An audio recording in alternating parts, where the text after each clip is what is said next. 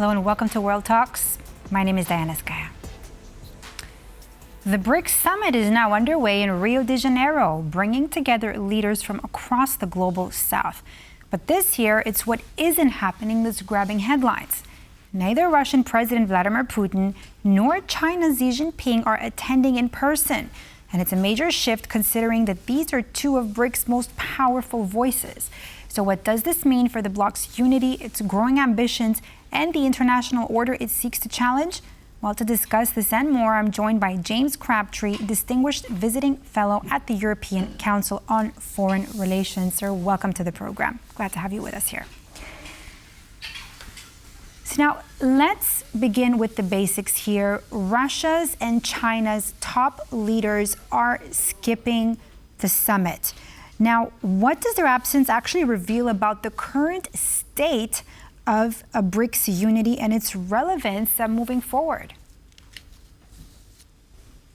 I think at one level it reveals that they're busy and they've probably met each other relatively recently. So Xi and Putin met in May. President Lula of Brazil, who are hosting the summit, also met in May. It's a long way to go. I think at a deeper level it reveals that there's a tension that the BRICS face. The body has expanded a lot. It used to be 5 members. It's now 11, with another a dozen added on the side. And it's quite difficult for the group to get much done. And therefore, I think some of these leaders looked at the agenda of the meeting and thought, well, there's not really enough reason for us to go, and therefore we're not going to. And what are those reasons? I mean, what about Russia? We have word that it's also possibly about the arrest warrant for Putin. Is that something? I don't know about that because President Putin has traveled elsewhere recently. I mean, I think in a sense, these leaders weigh up when deciding to attend something like this. What do I get out of it? And how much time is it going to take to go there? Last year, the BRICS summit was pretty high profile because you'd had a whole bunch of new members. This year, there aren't any new members. They're just trying to work out if they can cooperate. And that's much more difficult. Having an event where you add a few more people is quite easy. Getting anything done is difficult. And in the end, for Russia in particular, the utility of the BRICS is not really to get anything done internationally. It's just to use it as an anti-Western messaging platform. And even that is quite difficult because you have countries like India and indeed Brazil that don't particularly like the BRICS being used that way. So you have a lot of internal divisions between the BRICS members, which makes it hard for individual members to get what they want out of it. What kind of other, I mean, you're talking about internal divisions here. Can you go a little bit into more detail about what kind of other internal divisions are we looking at here between its members and those who are attending the BRICS summit? Well, yes. So as I say, the primary one is China and Russia want to run this organization and they want to use it to bash the West, to be very crude about it.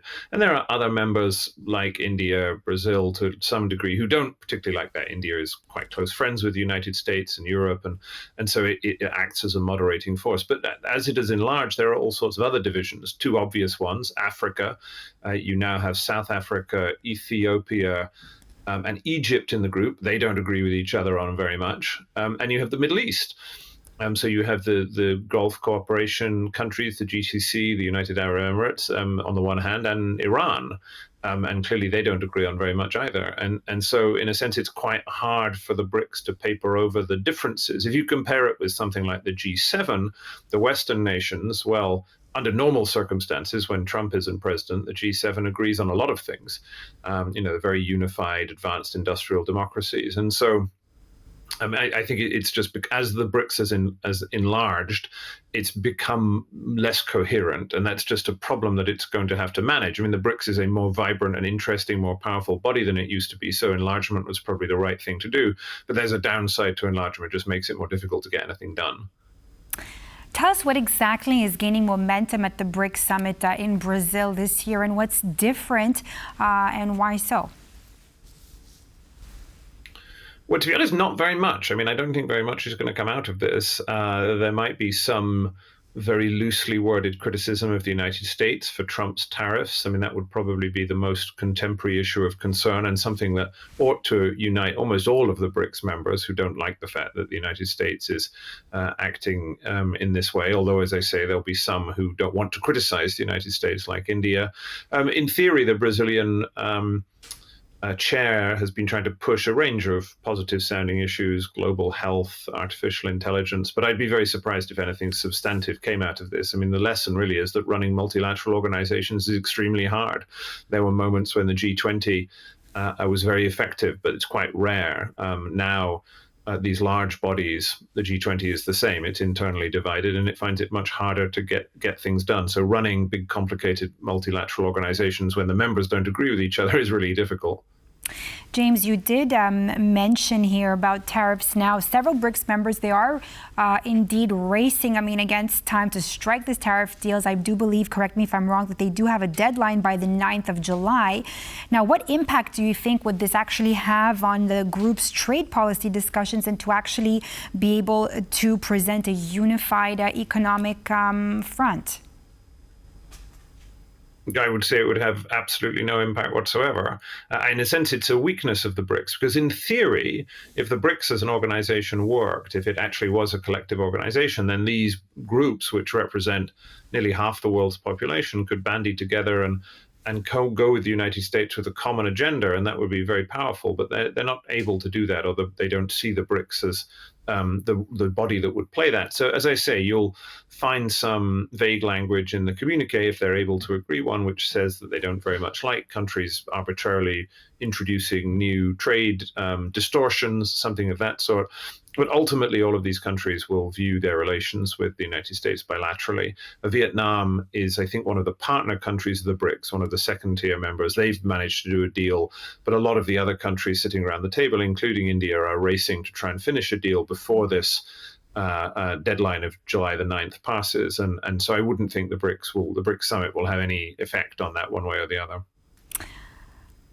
James, do you think that Iran's recent inclusion actually represents a dramatic, if that's how I can call it, geopolitical shift? I don't know if it's a dramatic geopolitical shift. I mean, I think within the BRICS, you have countries like Iran and Russia, for whom the BRICS is a very important body, because really these are their only international friends. I mean, you have countries in the BRICS grouping like Belarus, for instance, that are pretty close to international pariahs, and therefore they view this as a very important group. If you look at India, well, the BRICS is kind of one group amongst many. I mean, India is friends with almost everybody, with the United States, with Japan and South Korea, Australia, the European nations, with Israel, with the GCC. So in a sense, the BRICS is less important. So I suppose I would say that the more pariah states you have within the BRICS, then the more complicated that becomes. But I think the addition of Iran hasn't in a sense undermined the BRICS any more than it already is internally divided. The fact that Iran has joined BRICS, do you think that it could actually affect the BRICS' already tense relationship with the West, or does that have nothing to do with it? I don't think so. I mean, I think in the end, the challenge with Iran being part of the BRICS is that there are countries that are also in the BRICS that don't like Iran at all. So you have the GCC countries, also Saudi Arabia, which has been invited and took a long time to think about joining. And so you have these intra-BRICS